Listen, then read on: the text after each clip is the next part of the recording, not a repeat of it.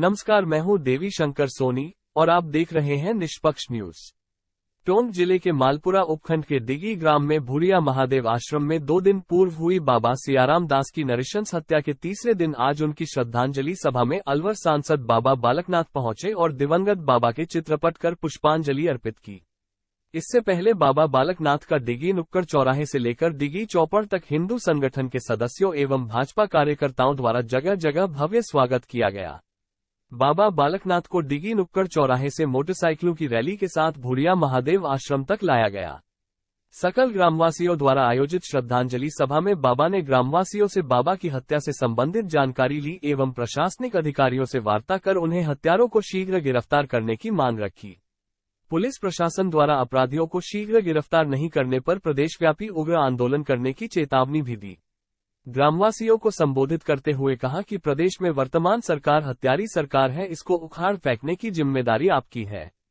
Police प्रशासन ने यदि समय रहते पूर्व में हुई घटना के मामले में अपराधियों को गिरफ्तार किया होता तो आज सियाराम दास बाबा की हत्या नहीं होती। पुलिस अधिकारियों को चेतावनी देते हुए कहा कि आप शीघ्र से शीघ्र हत्यारों को गिरफ्तार कर उन्हें कड़ी से कड़ी सजा दिलाए। स्थानीय नागरिकों ने बाबा बालकनाथ से इस हत्याकांड की जांच सीबीआई से कराने की मांग रखी। मीडिया से बात करते हुए बाबा ने कहा कि प्रदेश सरकार हर मामले में विफल रही है, जगह जगह हत्याएं हो रही है, दुष्कर्म हो रहे हैं, लेकिन गहलोत सरकार हाथ पर हाथ धरे बैठी है। वर्तमान सरकार का अंत निश्चित है, आने वाले 6 महीने बाद प्रदेश में सरकार बदलने वाली है। हम अपराधियों और उनको संरक्षण देने वाले सभी लोगों को सजा देंगे। भाजपा द्वारा गठित 3 सदस्यीय कमेटी में शामिल बाबा बालकनाथ के अतिरिक्त टोंक सांसद आए भी श्रद्धांजलि सभा में उपस्थित रहे। बनता है कि हम उनके बलिदान को व्यर्थ नहीं जाने दें।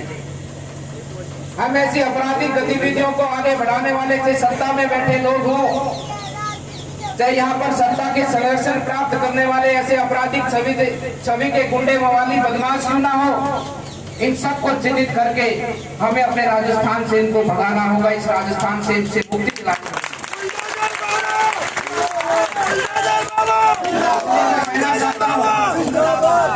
इसलिए मैं कहना चाहता हूँ, ये जो सब विषय वर्तमान में राजस्थान में जो चल रहे हैं, ये सब उन्हीं के कारण है। आज किसी की क्या हिम्मत जो आके संत की हत्या कर जाए, किसी की हिम्मत हो सकती है ऐसी? तभी हो सकती है जब सत्ता में बैठे लोगों का संरक्षण उनको मिलता है। राजस्थान में ऐसी घटनाएं कभी सुनने को मिलती थी? कभी नहीं सुनने को मिलती थी। कौन करेगा? इस प्रकार से उनकी आपस की लड़ाई और उसके साथ साथ में आए दिन उनके माध्यम से जनता को फिरौती मांगी जाती है, लोगों को धमकियां मिलती हैं, सरेआम गोलियां चलती हैं। ये स्थिति गंभीर है हमारे राजस्थान के लिए, और इस स्थिति को संभालेगा कौन? ये राजस्थान। इस भूमि को हमें उसी प्रकार से उनकी शौर्य गाथा के साथ में सबका अतिथि देव भाव के भाव से, जिस प्रकार से इस भूमि के माध्यम से सबका सम्मान होता है, ऐसी अपनी सुंदर भूमि को संभालने की जिम्मेदारी हम सबकी है। तो केवल अधर्म की बात है।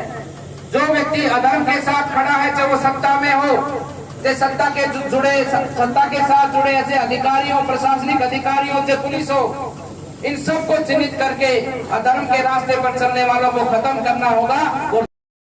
देंगे जब तक उनके अपराधी पकड़े नहीं जाएंगे, जब तक उनके अपराधी को सजा नहीं मिलेगी, जब तक हमारे सीने में ये जो लौ है, ये अग्नि है, कभी शांत नहीं होगी।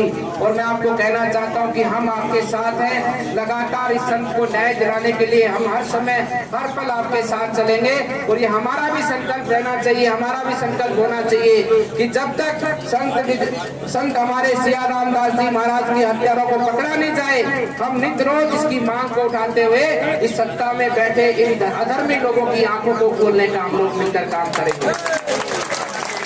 मिलकर काम करेंगे मिलकर। ऐसे लोगों को हम जेल के अंदर पहुंचाने का काम करेंगे, और ऐसे अधर्मी लोगों को पहचान कर इनको सत्ता की कुर्सी से उतारने का काम करेंगे। निश्चित रूप से करेंगे और आपके साथ हम लोग मिलकर ऐसे संत को न्याय मिले और ऐसे अपराध राजस्थान में घटे और अपराधी राजस्थान को छोड़कर बाहर भागे। इस प्रकार से हम राजस्थान के अंदर इस सत्ता परिवर्तन का काम करेंगे। मैं तो एक बात और अंतिम कहना चाहता हूँ, जांच कमेटी बनाई गई है, किस तरह देखिए बीजेपी। देखिए जिस प्रकार से संत सियाराम दास जी महाराज की यहाँ पर आज से 2 दिन पूर्व रात्रि को उनकी निर्मम हत्या हुई है। आज से उस हत्या से कुछ दिन पहले उन्होंने थाने के अंदर FIR भी दी थी, अपनी एप्लीकेशन भी दी थी, क्योंकि यहाँ आश्रम में चोरी हुई थी और जैसा कि मुझे बताया गया कि लगभग 3.5 लाख रुपये की यहाँ पर आश्रम से चोरी हुई थी। उसकी भी रिपोर्ट तत्कालीन थानाधिकारी ने दर्ज नहीं की, आज तक उसकी FIR नहीं की।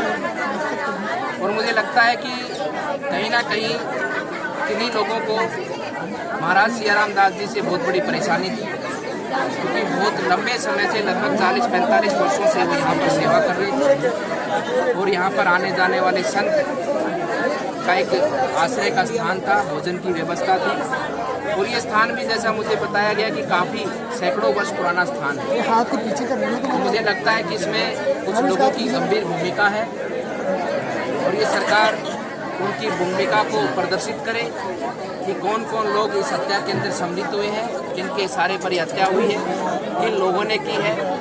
उन सबको राजस्थान सरकार सलाखों के पीछे डालते हुए उनको सख्त से सख्त सजा दिलाने का काम करे।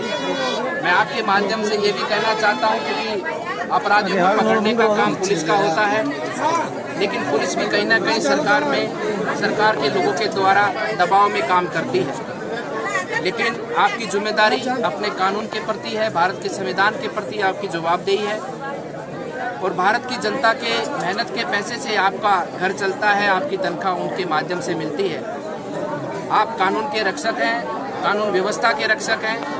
इसलिए मैं कहना चाहता हूं कि इस जो हत्या हुई है संत की, इस संत की हत्यारों को जल्द से जल्द पकड़कर अंदर डालें, उनको सख्त सजा दिलाएं। जिन लोगों ने करवाने का कार्य किया उनको भी चिन्हित करें, उनको भी अंदर डालें। अगर आपकी छोटी सी रत्ती मात्र भी ऐसी भूमिका कल को पाई गई कि आपने अपराधियों को बचाने की कोशिश की थी, अपराधियों को जानबूझकर आपने पकड़ा नहीं, उन लोगों को नहीं पकड़ा जिन लोगों के माध्यम से ये हत्या की गई या जिनके कहने पे की गई, तो आपको भी उन अपराधियों के तहत आपको भी सजा दिलाने का काम आने वाला शासन भारतीय जनता पार्टी का शासन करेगा।